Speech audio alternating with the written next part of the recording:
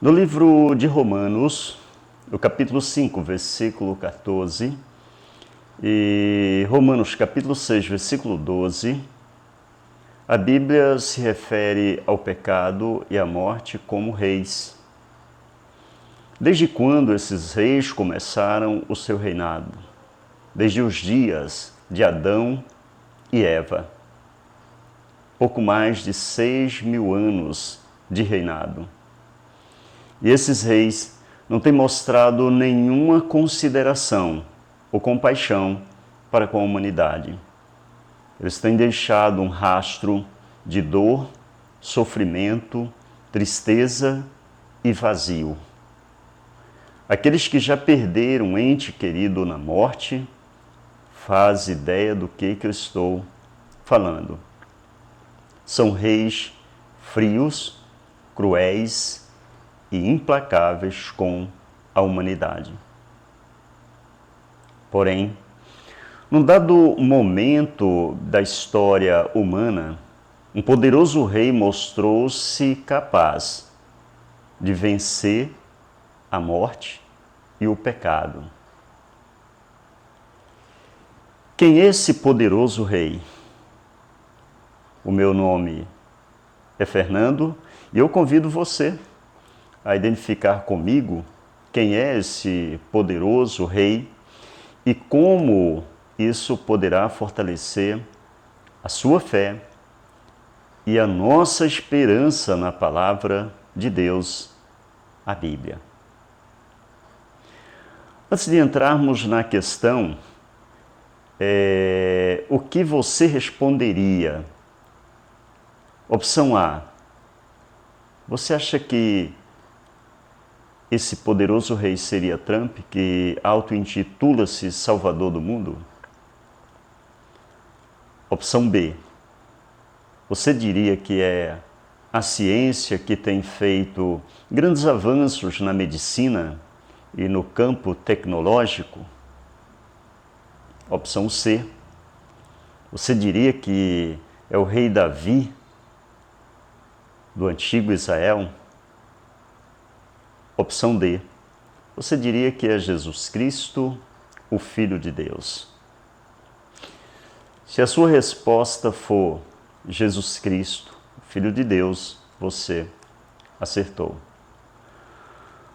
Nós vamos identificar por que Jesus Cristo mostrou ser esse rei poderoso e como ele mostrou que é capaz de exercer a sua autoridade contra o pecado e contra a morte. Jesus Cristo estava chegando de viagem, como mostra o capítulo 8 e o capítulo 9 de Mateus, estava chegando na sua terra natal, Nazaré. E quando ele desembarca ali do barco, que está chegando na sua cidade, uma multidão já vem ao encontro dele e traz um paralítico numa maca. E pedem para que Jesus o curem. Mateus capítulo 9, versículo 1 ao versículo 7. Vendo a fé daquele homem, Jesus diz que os pecados dele estão perdoados.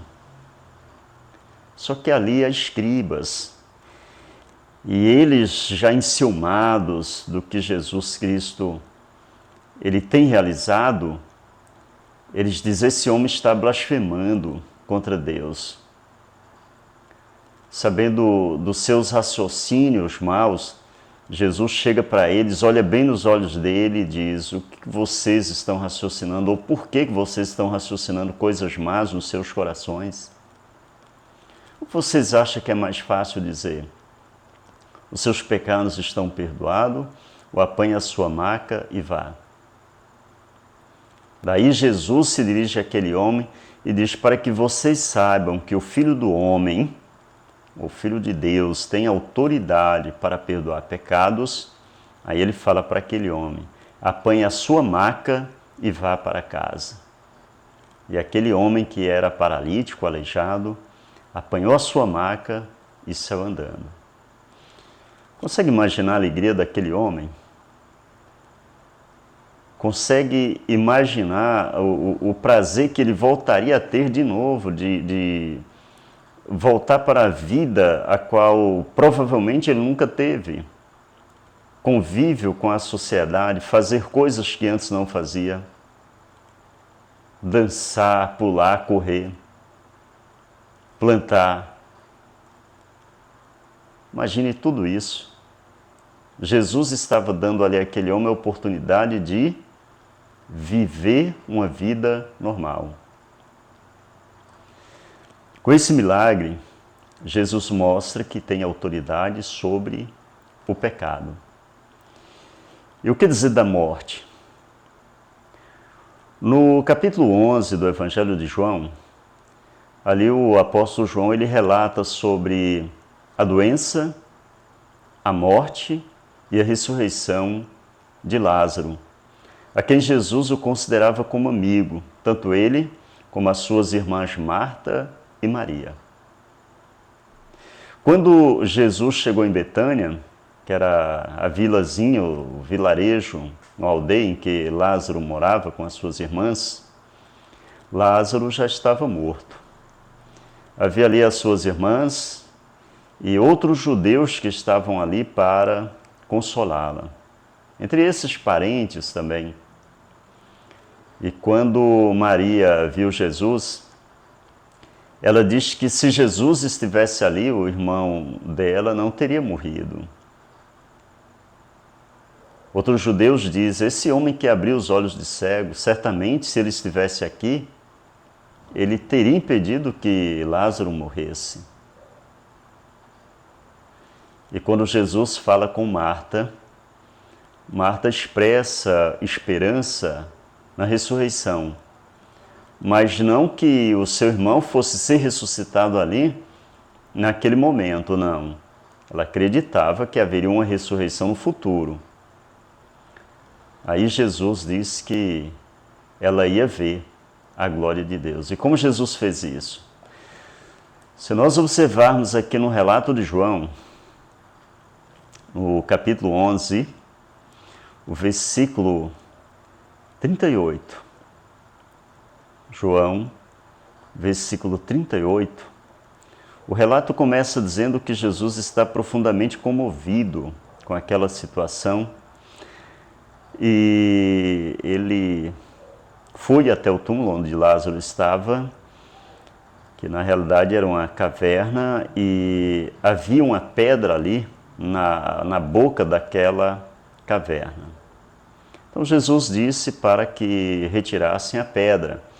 Daí Marta, sua irmã, indaga, Senhor, ele já deve estar fedendo porque já faz 4 dias que ele está morto. Daí Jesus disse, eu não lhe disse que se você acreditasse veria a glória de Deus? Portanto, retirem a pedra.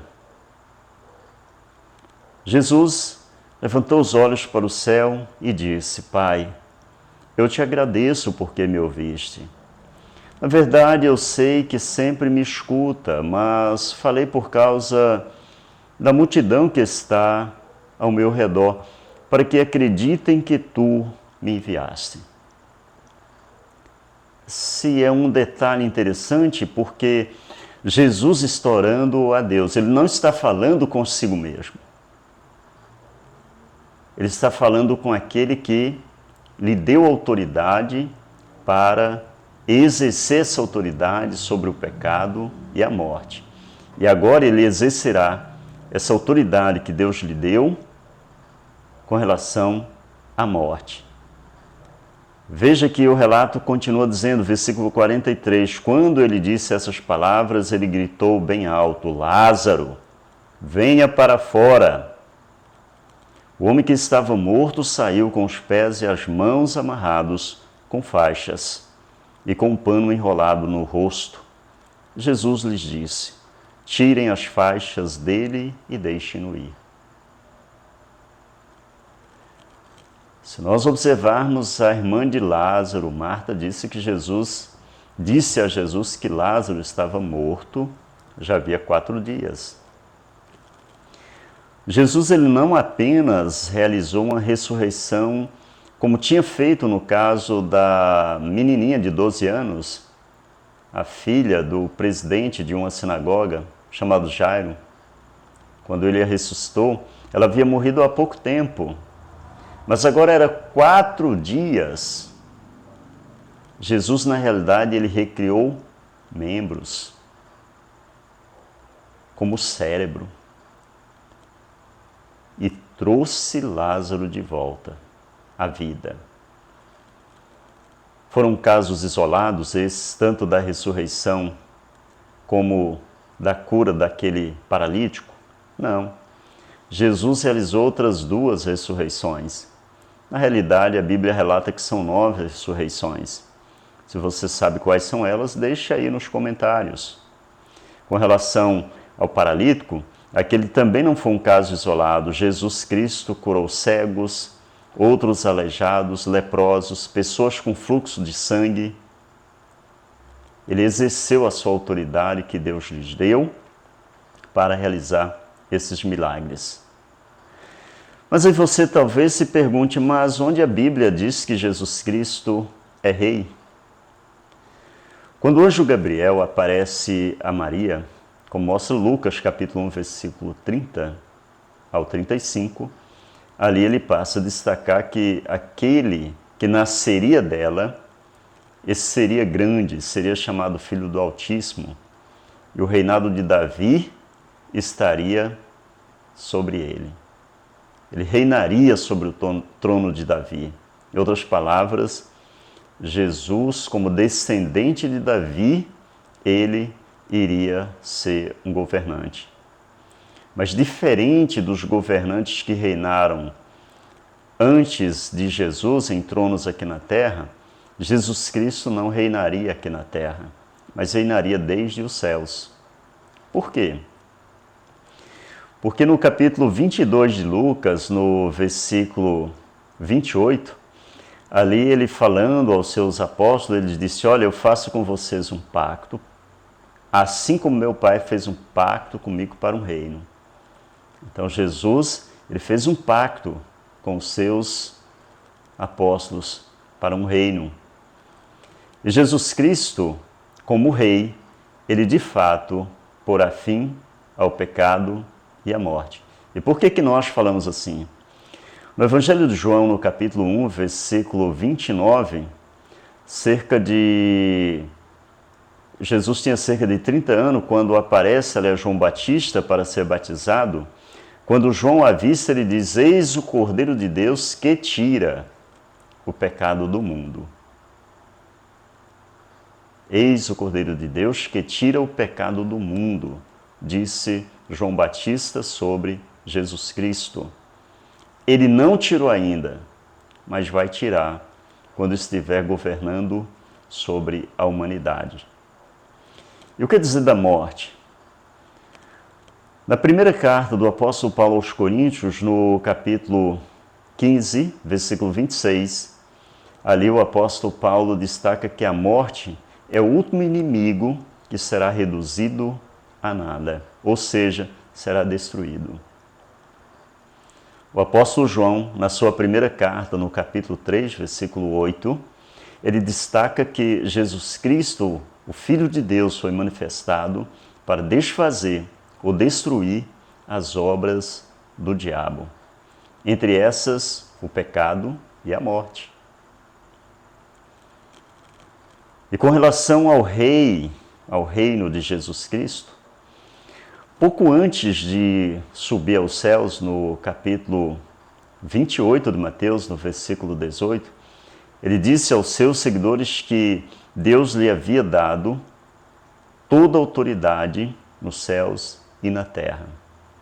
E essa autoridade de Jesus Cristo é para que ele reine sobre a humanidade. E por que nós falamos assim?